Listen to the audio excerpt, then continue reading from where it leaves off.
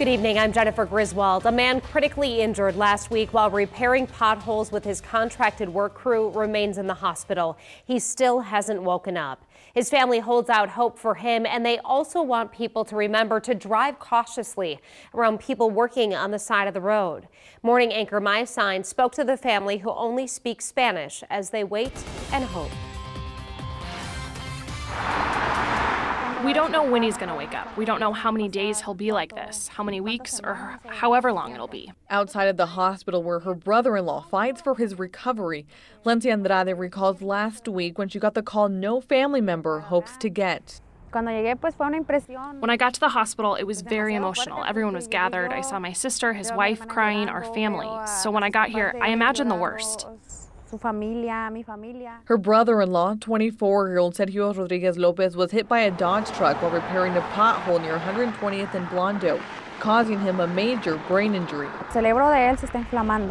His brain is swollen, so they had to remove the cranium so the brain could expand. Right now, he's only semi-stitched up because when the swelling goes down, they have to put the cranium back. But right now, his head is, we really only know it's him because the doctors tell us it's him. He's unrecognizable right now. His face is purple. His head is this swollen. The pickup driver, 44-year-old Stephen May, was traveling northbound 120th when he ran into the back of a parked Ford, a truck belonging to Rodriguez's contractor work crew. The truck, which had a construction trailer with a signal arrow bar attached, was pushed forward during the impact and caused the crew injuries. The others were okay, but Rodriguez Lopez remains at CHI Health Bergen Mercy with internal and cosmetic injuries and has not woken up since the accident.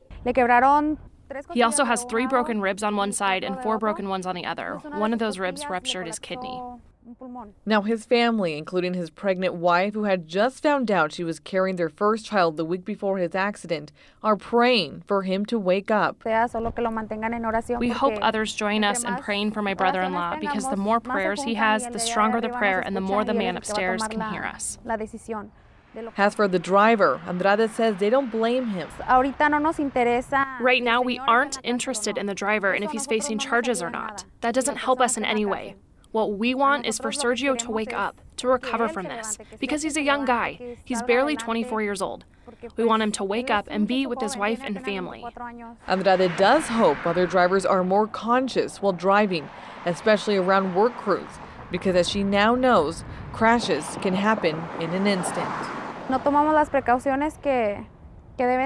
We don't always take the precautions that we should when driving, and look what happens, because especially when there's working crews, we need to be careful, because ultimately they're out there for us.